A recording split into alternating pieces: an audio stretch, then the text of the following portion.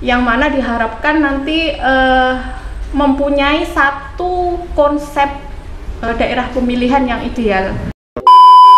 Jadi bisa 4 daerah pemilihan ataupun lebih 5 ataupun 6. Ini menarik Ibu. Jadi yang kemungkinan untuk dapil itu bisa jadi berubah.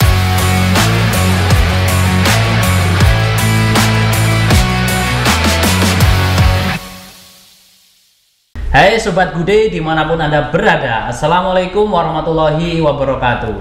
Kembali bersama saya Amrullah Host Gude, Gudang Demokrasi, podcastnya KPU Kabupaten Trenggalek. Kali ini kita akan membahas tentang daerah pilihan ataupun dapil dan juga alokasi kursi DPRD di Kabupaten Trenggalek. Apakah dapil akan berubah ataupun alokasi kursi di DPRD Trenggalek juga akan bertambah atau justru akan berkurang? Kita akan hadirkan jawaban-jawaban yang begitu menarik kepada Komisioner KPU Kabupaten Trenggalek Ibu Istatiin Nafiah. Langsung kita sambut. Bagaimana kabarnya Ibu Iin, sehat ya? Alhamdulillah sehat Mas Amrul. Soalnya tahun depan kita akan memulai tahapan pada tahun 2022 dan semoga ini nanti akan menjadi kebiasaan kita untuk selalu hidup sehat sehingga komisioner semuanya juga sehat. Amin, gitu ya. Amin ya rabbal alamin. Ibu Iin, jadi pada kesempatan kali ini pembahasan kita tentang daerah pilihan ataupun dapil dan juga alokasi kursi di dewan khususnya daerah di Kabupaten Trenggalek. Menarik untuk diperbincangkan mengingat banyak beredar di surat kabar ataupun berita-berita online bahwa dapil ataupun daerah pilihan di Kabupaten Trenggalek itu akan ada perubahan ataupun ada pergeseran, mungkin ya, kita juga tidak tahu. Kita akan bertanya kepada panjenengan langsung, dapil itu di Trenggalek itu sebenarnya jumlahnya berapa saat ini, Mbak? Oke, terima kasih. Menarik sekali ya bahasan kita kali ini karena Santar sekarang ini lagi ramai diperbincangkan di masyarakat terkait dengan daerah pemilihan untuk 2024. Jadi kemudian terkait dengan alokasi dan juga daerah pemilihan untuk 2024 nanti ini dasarnya adalah data agregat kependudukan ya. Jadi jumlah penduduk di Kabupaten Trenggalek ini kemudian yang menjadi dasar kita untuk menentukan jumlah kursi anggota DPRD dan juga penataan daerah pemilihan. Sementara sampai saat ini yang sudah kita lakukan terkait dengan hal itu adalah koordinasi dan juga bersurat kepada pemerintah daerah terkait dengan adanya pemekaran wilayah atau tidak. Jadi ini kemudian menindaklanjuti dari surat dari KPU RI ya, untuk kemudian kabupaten kota koordinasi dengan pemerintah daerah terkait dengan pemekaran wilayah. Dan untuk Kabupaten Trenggalek tidak ada pemekaran wilayah ya. Kemudian juga hal yang sudah kita lakukan yaitu koordinasi terkait dengan jumlah penduduk. Jadi per Juni kemarin, Juni 2021 untuk Kabupaten Trenggalek itu masih berada pada jumlah antara 500 sampai dengan 1 juta. Jadi tidak kurang tidak kurang dari 500 dan tidak lebih dari 1 juta. Jadi kemungkinan besar untuk 2024 nanti terkait dengan alokasi kursi itu masih sama ya, yaitu karena sesuai dengan amanah undang-undang bahwa dengan jumlah penduduk 500 sampai dengan 1 juta itu adalah 45 kursi. Terus kemudian kalau berbicara terkait dengan dapil atau daerah pemilihan untuk pemilu yang terakhir kemarin 2019 itu di 4 daerah pemilihan. Tentang dapil dan juga alokasi kursi ya Ibu Iin ya. Sebenarnya posisi dari KPU Kabupaten utamanya ini di Kabupaten Trenggalek itu dalam hal perubahan ataupun pengusuran alokasi itu mempunyai inisiatif dari KPU sendiri atau memang instruksi dari KPU di pusat? Ya, jadi kewenangan KPU Kap Kota itu yang pertama adalah sosialisasi ya. Yang pertama mungkin sosialisasi terkait dengan peraturan penataan alokasi kursi dan juga penataan daerah pemilihan. Kemudian di situ juga kita nanti melakukan analisa bersama-sama dengan pemangku kepentingan tentunya, Mas Amrul ya. Jadi kita transparan atau terbuka, jadi melibatkan stakeholder, terus juga peserta pemilu, parpol, kemudian juga dewan ataupun tokoh masyarakat yang lain untuk kemudian kita menganalisa dan juga mungkin ada usulan-usulan yang lain untuk daerah pemilihan di 2024. Tapi nanti untuk finalnya itu juga di pusat atau di KPU RI. Ya. Jadi sejauh dari KPU Trenggalek dalam hal menganalisa dapil dan juga alokasi kursi ya, apakah memang ada rencana ataupun hasil analisa dalam hal perubahan dapil atau alokasi kursi yang berubah, Ibu? Selama ada analisis itu sampai saat ini. Oke, kalau sampai saat ini kita di KPU masih analisa yang bersifat internal. Artinya internal KPU Kabupaten Trenggalek melakukan analisa untuk penataan daerah pemilihan di 2019. Itu nanti sebenarnya untuk tahapan ya Mas Amrul ya, untuk tahapan penetapan dapil dan juga penetapan jumlah kursi itu nanti menunggu tahapan yang fix ya. Jadi kalau sampai saat ini memang hari H untuk pemilu ataupun pemilihan ini kan masih belum pasti. Jadi kemudian kalau kita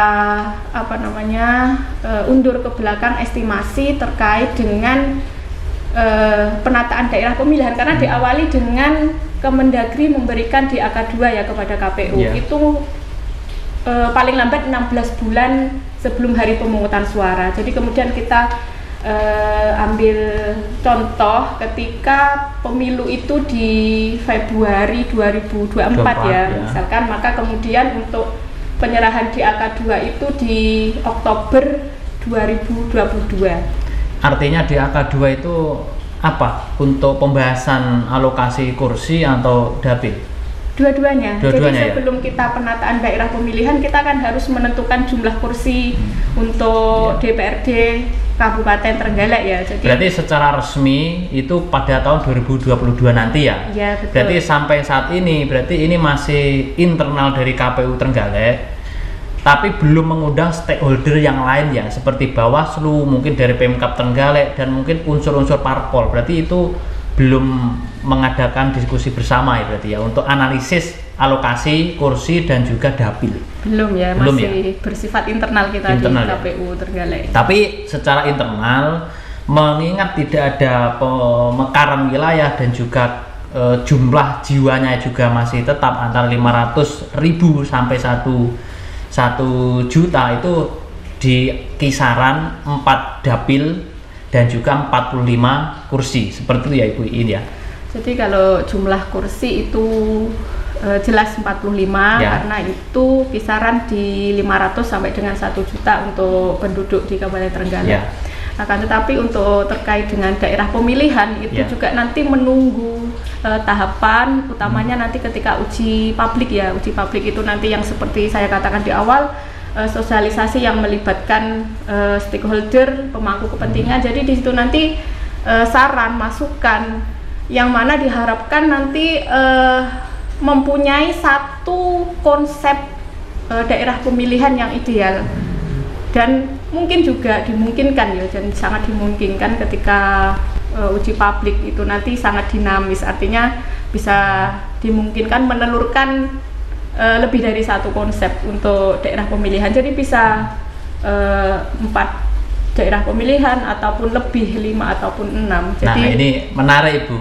Jadi yang kemungkinan untuk dapil itu bisa jadi berubah ataupun mekar ya. Tidak hanya 4 dapil daerah pilihan, akan tetapi bisa jadi 5. Nah, apakah pemekaran misal ini nanti ada 5 dapil ataupun 6 dapil, apakah kursinya nanti tetap? Atau justru kursinya nanti akan dikurangi?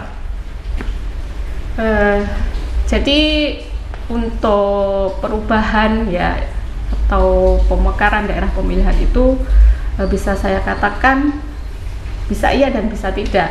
Ya, jadi juga tergantung nanti ketika kita uji publik ataupun sosialisasi. Karena di situ juga diatur bahwa bisa terjadi perubahan daerah pemilihan ya, ketika terjadi dalam satu dapil itu lebih dari 12 kursi ya, ataupun ada pemekaran wilayah atau dapil yang sebelumnya itu tidak memenuhi prinsip-prinsip penataan daerah pemilihan. Jadi makanya analisa itu nanti yang sangat kita butuhkan ya, untuk kemudian apakah 2024 nanti tetap seperti yang 2019 ataupun nanti ada usulan yang lain. Sebelum nanti diuji publikkan dengan stakeholder yang lain ya Ibu India, mungkin ada analisis khusus dari Ibu tentang dapil.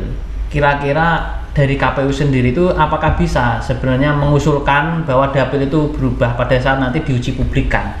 Jadi sifatnya KPU itu tidak hanya menerima masukan dari stakeholder, akan tapi juga memberikan opsi-opsi yang bagus. Yang pasti yang mengetahui tentang opsi kenapa dapil harus berubah kan yang mengetahui ya setidaknya dari KPU sendiri. Mungkin saat ini bagaimana Ibu tentang dapil di Kabupaten Trenggalek ini? Jadi perlu diketahui oleh kawan-kawan dan juga masyarakat Kabupaten Trenggalek bahwa dalam menyusun daerah pemilihan ini ada hal-hal yang harus diperhatikan ya. Jadi acuan dalam menata daerah pemilihan itu banyak sekali tahapannya ya. Jadi awal untuk yang perlu disiapkan tadi terkait dengan jumlah penduduk, terus kemudian dari jumlah penduduk itu kita tentukan alokasi kursi untuk DPRD Kabupaten Trenggalek. Setelah itu maka kemudian kita menetapkan bilangan pembagi penduduk. Jadi itu nanti yang dijadikan dasar untuk menentukan atau memetakan daerah pemilihan. Jadi bilangan pembagi penduduk itu diambil dari jumlah penduduk dibagi jumlah kursi untuk DPRD Kapota. Setelah itu maka kemudian kita dari masing-masing kecamatan kita estimasi, kita tata berdasarkan letak geografisnya dengan catatan bahwa dalam satu daerah pemilihan itu minimal 3 kursi dan maksimal 12 kursi.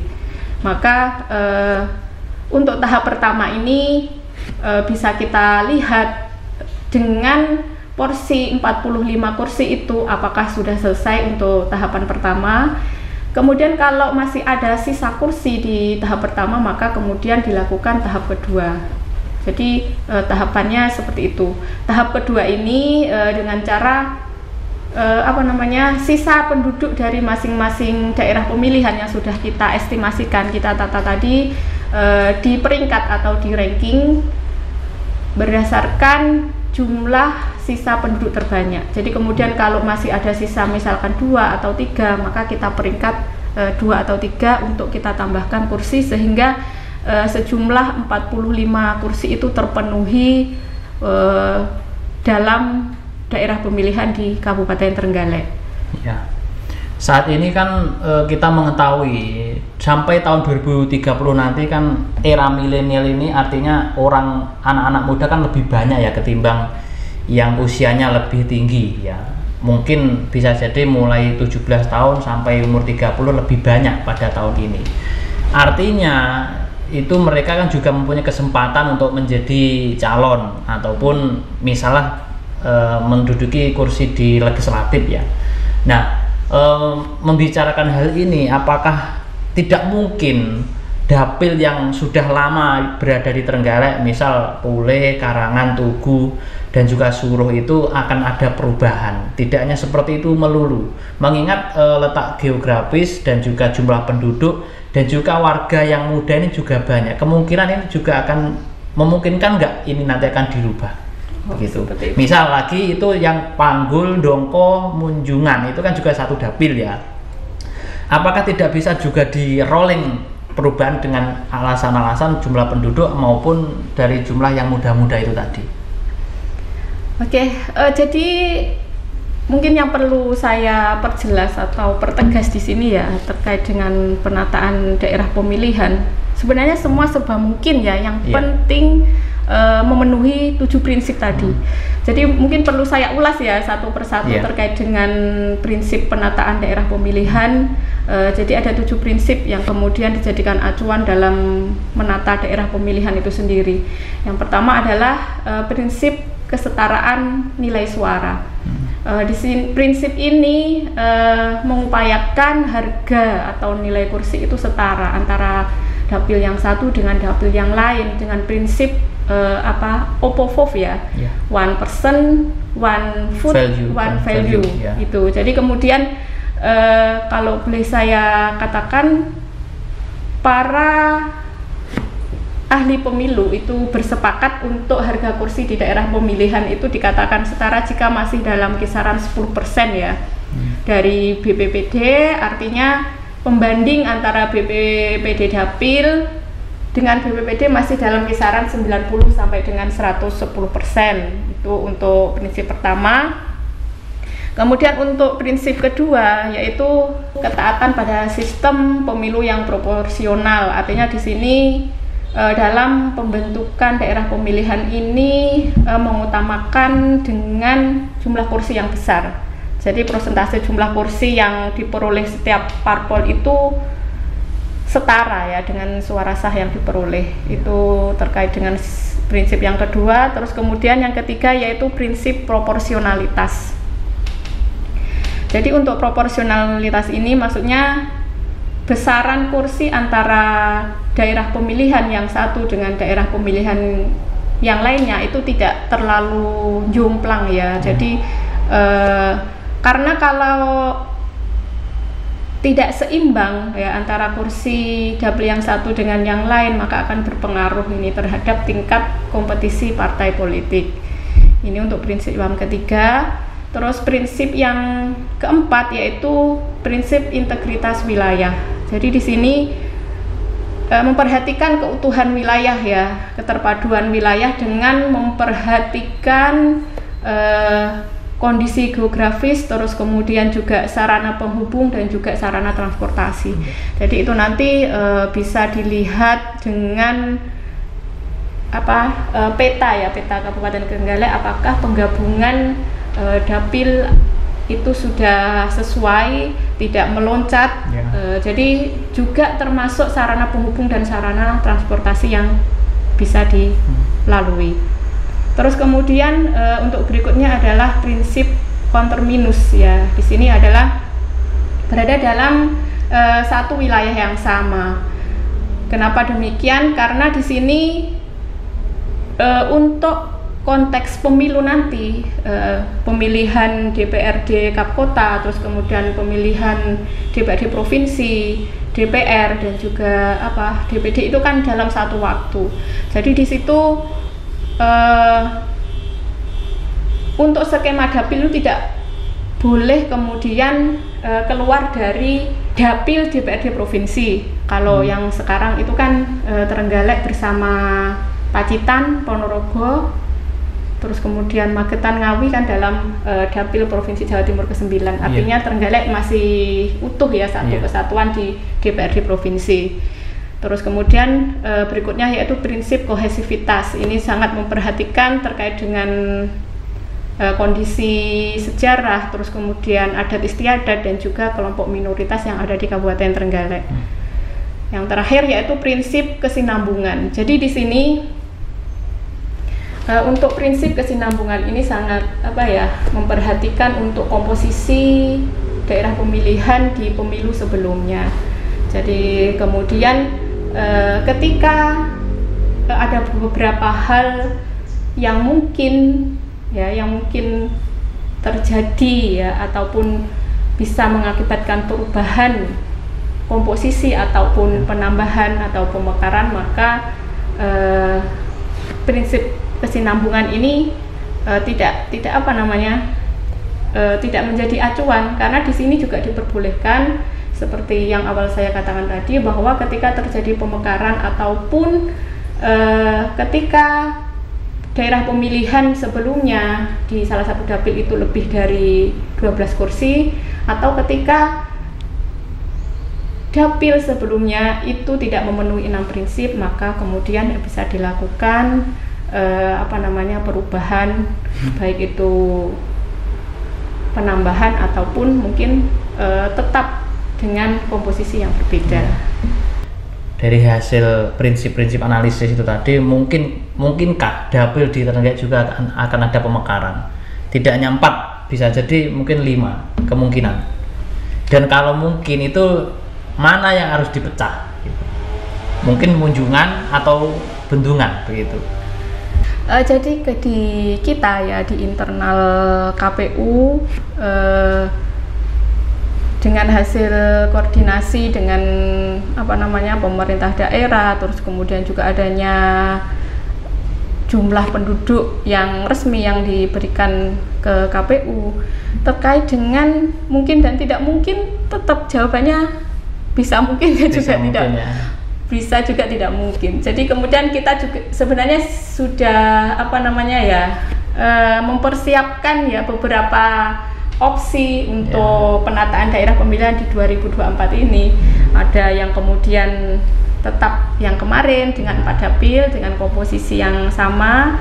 Kita juga menyiapkan yang 4 daerah pemilihan dengan komposisi yang berbeda, 5 daerah pemilihan dan juga ada 6 daerah pemilihan. Maka kemudian sedini mungkin ya kita kaji di internal dulu agar kenapa semua paham untuk teman-teman KPU ya, utamanya sebelum nanti mungkin disosialisasikan ataupun disampaikan kepada warga masyarakat Kabupaten Trenggalek seperti itu. Ya, kira-kira sosialisasi nanti tahun 2022 ya Pak? Tepatnya di Oktober ya nanti ya? Oke, mungkin bisa kita lihat ya untuk rancangan tahapan ya, untuk estimasi di pemilu 2024 itu di bulan Februari ya. Jadi ini masih rancangan tahapan. Kalau memang untuk pelaksanaan pemilu itu di Februari 2024. Jadi untuk ketentuan bahwa sebelum tahapan penyelenggaraan penataan jumlah kursi dan juga penataan daerah pemilihan, maka kemudian tahapannya adalah penyerahan DAK 2 dari Mendagri. Jadi karena di sini aturannya paling lambat 16 bulan ya sebelum hari pemungutan suara, maka di sini untuk penyerahan DAK 2 ini di bulan Oktober 2022. Maka setelah itu, setelah jelas, setelah resmi kita diberikan data kependudukan, maka kemudian kita putuskan jumlah kursi di kabupaten kota masing-masing berdasarkan jumlah penduduk. Setelah itu maka kemudian KPU menyusun usulan daerah pemilihan. Terus kemudian kita lakukan pencermatan ya, kita terbuka untuk memberikan masukan, saran ya dengan dilakukannya uji publik atau sosialisasi. Jadi uji publik atau sosialisasi ini tidak cukup sekali ya Mas Abdul. Jadi bisa berkali-kali untuk kemudian menelurkan satu usulan daerah pemilihan yang ideal ya, yang bisa diterima oleh semua stakeholder, oleh semua peserta untuk dijadikan daerah pemilihan di 2024. Maka seperti awal yang saya sampaikan tadi bahwa sangat dimungkinkan ketika sosialisasi atau uji publik nanti bisa lebih dari 1 atau 2 usulan untuk dipakai di 2024. Yeah. Setelah uji publik, maka kita serahkan usulan itu ke KPU RI melalui KPU Provinsi. Jadi untuk tahapannya setelah itu maka kemudian KPU RI ya yang kemudian menata dapil seperti itu. Dan kembali dengan tentunya ini ya konsultasi dengan DPR dan juga mendengar dari presentasi dari KPU provinsi, dan juga mungkin itu nanti tentunya teman-teman di Kap Kota juga akan diverifikasi ataupun ditanya, dikasih masukan seperti ini alasannya apa, kenapa ada misalkan mengusulkan 2 daerah pemilihan, alasannya seperti apa. Maka kemudian prinsip-prinsip penataan daerah pemilihan itu harus benar-benar dipegang teguh untuk kemudian pengusulan daerah pemilihan. Setelah itu penetapan daerah pemilihan itu di antara Januari sampai Februari 2023 ya. Jadi untuk yang meng-SK-kan itu nanti dari pusat ya, dari KPU RI. Satu skema daerah pemilihan yang nanti akan dipakai untuk pemilu 2024. Jadi untuk proses alur tahapannya seperti ini ketika ini pemilu dilaksanakan di bulan Februari 2024. Iya. Jadi alurnya masih begitu panjang ya di tahun 2022. Iya, masih yang pasti panjang. untuk penetapan dapil itu kisaran Januari sampai 11 Februari 2023, dan sosialisasi itu tidak hanya 1 kali 2 kali, dan bisa jadi pada saat sosialisasi nanti akan ada perubahan ataupun usulan perubahan dapil ataupun untuk pemekaran juga. Itu sangat dimungkinkan berarti ya. Sangat-sangat dimungkinkan. Bisa jadi usulan itu juga dari stakeholder, utamanya dari parpol, dari masyarakat juga ya Ibu In ya. Ya, jadi beberapa usulan yang nanti disampaikan itu kita analisa bareng-bareng dengan memperhatikan 7 prinsip tadi, apakah prinsip 1 terpenuhi, 2 dan sebagainya. Maka kemudian ketika ada salah satu usulan yang tidak memenuhi salah satu prinsip, maka otomatis sudah tidak masuk prioritas ya untuk kemudian kita sampaikan ke KPU RI melalui provinsi. Maka kemudian di KPU Kap Kota ini untuk menggodok ya ataupun pencermatan yang benar-benar sangat cermat dan teliti dengan memperhatikan prinsip-prinsip penataan daerah pemilihan tadi. Ya. Baik Ibu In, ngobrol tentang dapil dan juga kursi di DPRD itu ya memang sangat menarik ya, tapi kemenarikan ini terbatas karena waktu kita pun juga terbatas. Mungkin pembahasan di lain waktu kita akan agendakan ulang. Sebelum kita akhiri, mungkin Ibu In mungkin ada closing statement kepada Sobat Gude di Kabupaten Trenggalek tentang dapil dan juga tentang kursi di Dewan menuju menyongsong pemilihan tahun 2024. Oke, terima kasih Mas Amrul. Jadi kalau kita melihat tahapan untuk pemilu 2024 utamanya dalam penataan daerah pemilihan itu kan, kalau kita lihat jadwal sesuai dengan yang ditampilkan tadi memang masih sangat lama ya. Akan tetapi kita penyelenggara di KPU Kabupaten tidak tinggal diam, tidak kemudian menunggu tahapan ataupun regulasi yang baru, karena regulasi itu sudah ada ya, peraturan itu sudah ada dengan Undang-Undang 7 2017 dan juga PKPU yang mengatur tentang daerah pemilihan. Maka kemudian kita di sini sudah bergerak ya untuk secara internal menganalisa terkait dengan daerah pemilihan di 2019 kemarin dan juga beberapa opsi untuk daerah pemilihan di 2024. Maka kemudian yang menjadi kunci di sini adalah ketika kita melakukan sosialisasi atau uji publik yang tentunya KPU melibatkan pemangku kepentingan ya di pemerintahan daerah Kabupaten Trenggalek, yang nantinya diharapkan benar-benar menelurkan ya satu konsep daerah pemilihan yang memang benar-benar ideal, yang mampu diterima oleh semua pihak, sehingga nanti dalam pelaksanaan pemilu 2024 semua dapat menerima, dapat berjalan dengan lancar, sehingga kesuksesan di pemilihan 2020 nanti akan terulang di 2024, bahkan lebih sukses dari sebelumnya. Itu terima kasih. Terima kasih Ibu Iin. Yang pasti isu ataupun pembahasan tentang perubahan dapil ini menjadi berita yang menarik, utamanya akan menjadi pembahasan tersendiri di Dewan DPRD Trenggalek, mengingat kalau nanti tahun 2024 nanti itu dapilnya berubah, yang pasti footernya dari caleg-caleg itu juga nanti akan berubah. Yang pasti ini akan menjadi hal yang menarik. Begitu ya Ibu Iin ya. Kita tonton, kita pantau terus di podcastnya KPU Trenggalek. Apakah dapil di Kabupaten Trenggalek akan ada perubahan ataupun ada pemekaran, tergantung usulan dari masyarakat. Apakah menghendaki untuk dirubah ataupun dimekarkan? Kita akan tunggu di podcastnya KPU Trenggalek dan juga di tahun 2022 nanti. Sekian dari kami podcast pada kesempatan kali ini, kita akhiri. Yang pasti tonton terus, pantau terus kontennya podcastnya Gude KPU Kabupaten Trenggalek. Jangan lupa like, subscribe dan juga share untuk terus melihat update berita dari kami. Sekian dari saya. Billahi taufiq wal hidayah. Wassalamualaikum warahmatullahi wabarakatuh.